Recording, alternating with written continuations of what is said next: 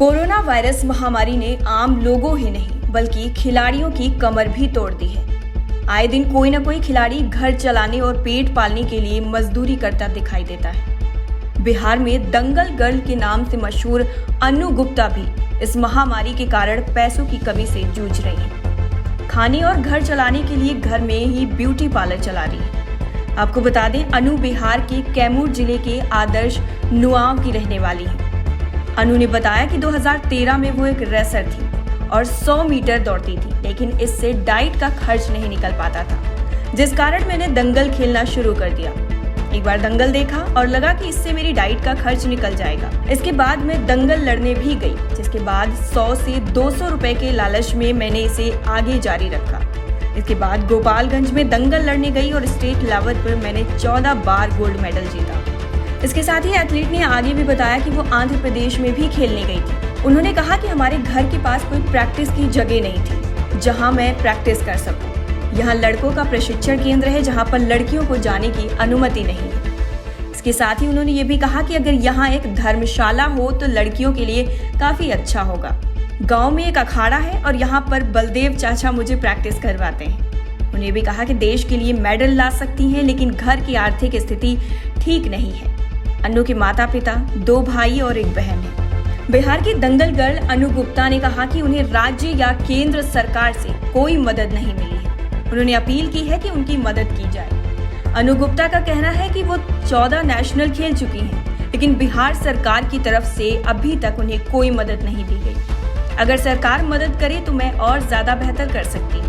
वहीं दंगल गर्ल अनु गुप्ता की मां और पिता ने बताया कि हम लोगों की परिवार की स्थिति बहुत ही ज्यादा दयनीय हो चुकी है। बेटी के साथ साथ परिवार का खर्च नहीं निकल पा रहा है। अब हम लोग करें तो आखिर क्या करें। अब सरकार से ही हम उम्मीद लगाए हैं कि सरकार मेरी बेटी पर ध्यान दे तो मेरी बेटी परिवार का नाम रोशन करने के साथ साथ देश का भी नाम रोशन करेगी। राज्य में बच्चे खेलल बने, लेकिन बहुत कुश्ती में कैले बानी, बहुत राज्य में खेलल बानी, बहुत सामान पौले बाड़े खेले के अलावे, लेकिन बच्चे के कोनो सहारा नहीं खे।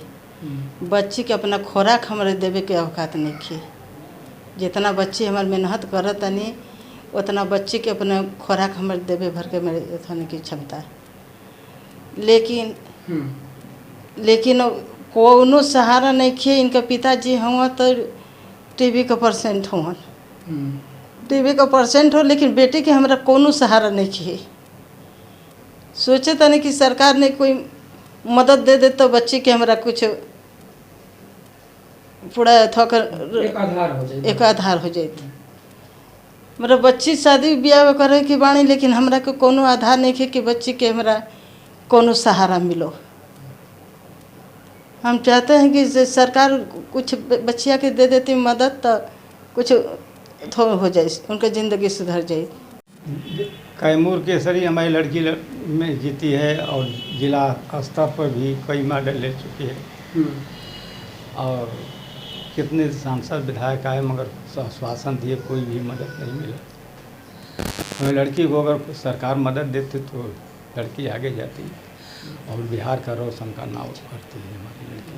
अब तक सरकार से कोई आश्वासन, सरकार से कोई अब तक कोई सरकार से मदद नहीं मिली।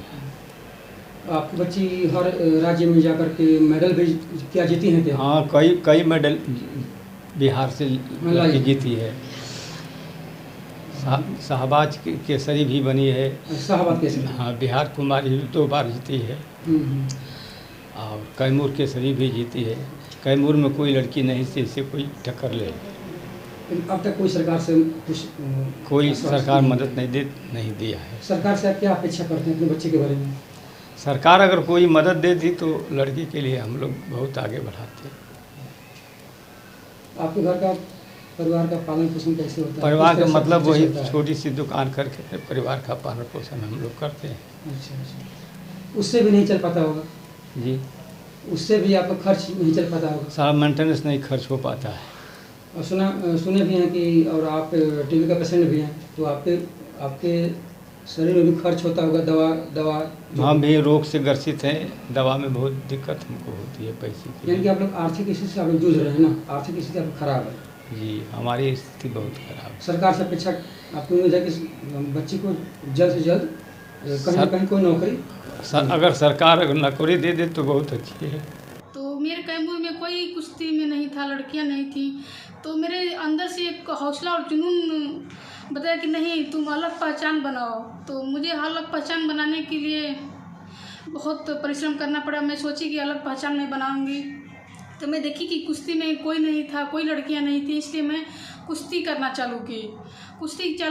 या फिर बिहार में या नहीं कैमूर में कोई लड़की थी कुश्ती करने के लिए, तो मैं अपने बहन के साथ भाई के साथ प्रैक्टिस की सर। फिर उसके बाद मुझे बहुत सारे उस्ताद मिले, लड़के मिले।